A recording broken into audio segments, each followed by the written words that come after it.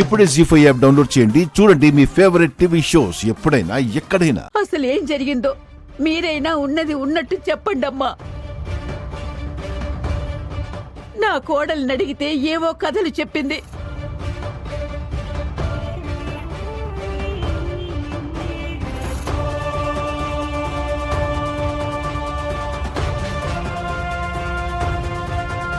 చెప్పండమ్మా. ఇప్పుడు ఆ విషయాలన్నీ ఎందుకమ్మా? ఆవిడ గారు కళ్ళు పెద్దవి చేసి చూస్తే నువ్వు భయపడాల్సిన అవసరం లేదు.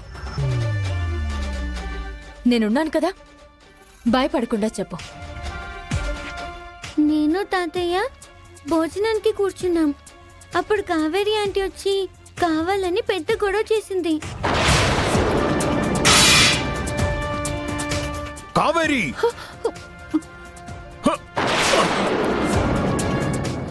తాతయ్య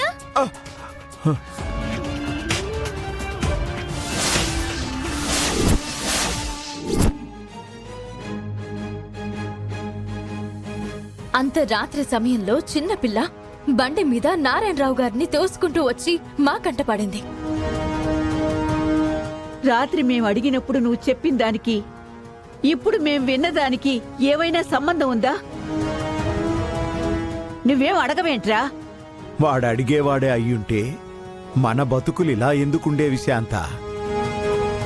కంటే కూతుర్నే కనాలి అని అంటారు. అది ఊరికే అనుకునే మాట కాదు. ఇదిగో ఇలాంటి కొడుకుల్ని చూసి అని ఉంటారు. ఏంటన్నా అలా అంటారు? పరాయి వాళ్ల ముందు కొడుకు పరువు తీయకు. పరాయి వాళ్ళు సొంత వాళ్ళవుతున్నారు, సొంత వాళ్ళు పరాయి వాళ్ళవుతున్నారు. మీరు అనవసరంగా నోరు పారేసుకోకండి. బుద్ధుందా నీకు? ఎందుకు చిన్నపిల్ల మీద పాము పగబట్టినట్టు పగబట్టావు? మా ఇంటి విషయాలు మీకనవసరం. మీరు మర్యాదగా బయటికి నడవండి. పిల్లల్ని హింసించడం నేరం. కంప్లైంట్ ఇవ్వమంటావా? కంప్లైంట్ ఇచ్చుకుంటావో ఇంకేమైనా చేసుకుంటావో నీ ఇష్టం. నీ దిక్కున్న చోట చెప్పుకో. అలా అనక్ కావేరి. చిన్నపిల్లల మీద హెరాస్మెంట్ కేసు అంటే మామూలుగా ఉండదు.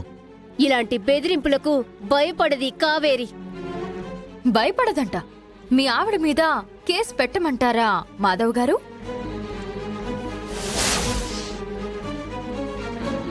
మీరు అనవసరంగా ఇష్యూని కాంప్లికేట్ చేయకండి. నేను ఊరికే బెదిరించడానికి అనడం లేదు. నా శక్తి ఏంటో చూపించమంటే చూపిస్తాను. అరగంటలో పోలీసులతో వస్తాను. నీ బిడ్డ వయసున్న పిల్లని ఓర్వలేకపోతున్నావు. నీ తల్లిదండ్రుల వయసున్న పెద్దవారిని ఓర్వలేకపోతున్నావు. ఏం పుట్టుక నీది?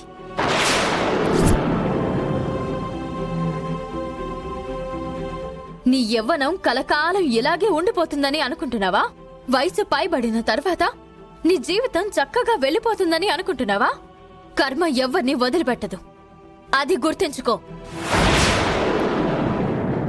ఇంకోసారి అక్షయ్ని గాని ఈ పెద్దవారిని గాని ఇబ్బంది పెట్టావో నిన్ను ఎక్కడికి పంపించాలో అక్కడికి పంపిస్తాను. అక్షయ్కి నీ వల్ల ఏదైనా జరిగిందంటే మాత్రం అవని మరో అవతారం చూస్తాం.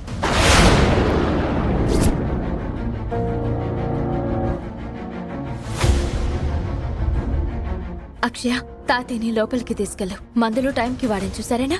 సరే మేడం. లేవండి తాతయ్య. Thank you madam. మా కోసం నువ్వు చాలా శ్రమ తీసుకుంటున్నావు. నీ మేలు ఎప్పటికీ మర్చిపోలేమమ్మా. అయ్యో, అంత పెద్ద మాటలు ఎందుకులేండి, మీరు వెళ్ళండి. అలాగేనమ్మా.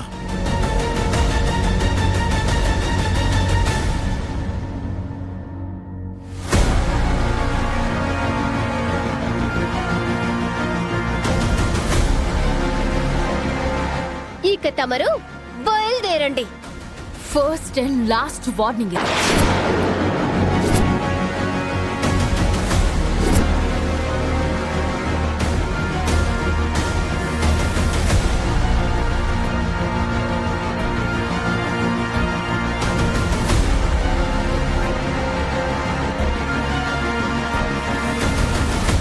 నా మీద దీని పెత్తనం ఏందసలు? అక్షయ ఇంక రాదని హ్యాపీ ఫీల్ అయ్యాను. మళ్ళీ వచ్చేసింది. ఇంకది మన ఇంటి నుంచి బయటికి పోదా అమ్మా? నేనెలా వదిలిపెడతాను? దాన్ని గెంటేసేదాకా నాకు మనశ్శాంతే ఉండదు. ఆ అవని వచ్చి అక్షయ్ను మా మామయ్యను ఇంట్లో దించి వెళ్ళింది నిహారిక గారు. అవనితో నువ్వు చాలా జాగ్రత్తగా ఉండాలి. అది మహాముదురు. అవును నిహారిక గారు, నాకు ఆ అక్షయ్ విషయంలో వార్నింగ్ కూడా ఇచ్చింది. అక్షయ్కి ఏదైనా అయ్యిందంటే నా అంతు చూస్తుందంట. నువ్వు దానికి భయపడకు. నీ పని నువ్వు చేసుకుంటూ పో. నీ మీద ఎంతో నమ్మకంతో నీకీ పని అప్పగించాను. మీరు నాకు డబ్బులిచ్చారు, అందుకు తగ్గ న్యాయం నేను చేస్తాను. మీరు నాకు ఇంకొక అవకాశం ఇవ్వండి. ఆ అక్షయ్ను పైకి పంపిస్తాను. నువ్వా పని ఎంత తొందరగా చేస్తే అంత మంచిది. సరేనండి, ఉంటాను. అక్షయ్ను తొందరగా ఈ లోకం నుంచి పైకి పంపించేస్తే నిహారిక నుంచి మరింకొన్ని డబ్బులు గుంజొచ్చు.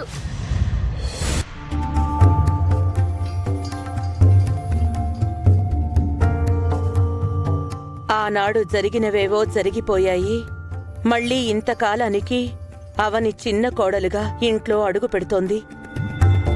మరోసారి అవని ఇంటి నుంచి బయటికి వెళ్లిపోయే పరిస్థితి రాకుండా చూడు.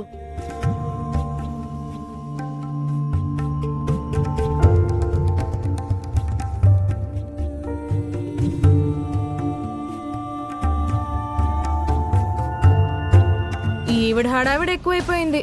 మనం ఎంతమంది ఉన్నా అమ్మ దృష్టిలో అవనికి సమానం కాలేరు. ఏమండి, వాళ్ళు ఎంతవరకు వచ్చారో ఫోన్ చేసి కనుక్కోండి. అవని ఇంటికి వస్తుందంటే ఏదో పండగ వచ్చినంత ఆనందంగా ఫీల్ అయిపోతున్నారు.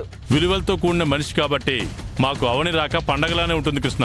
అంటే మేం విలువ తక్కువ మనుషులమా? అంతేగా మరి.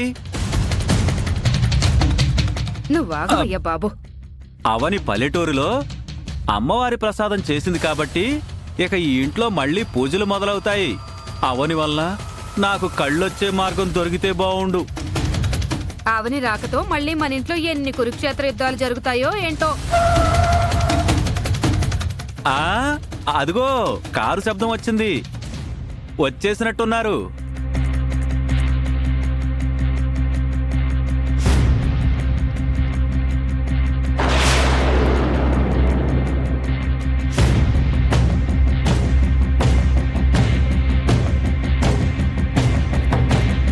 అత్తయ్య గారు, మీకు ముందే విషయం చెప్తున్నాను.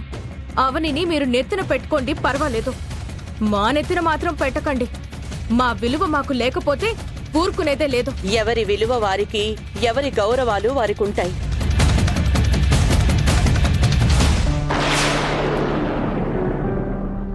రా.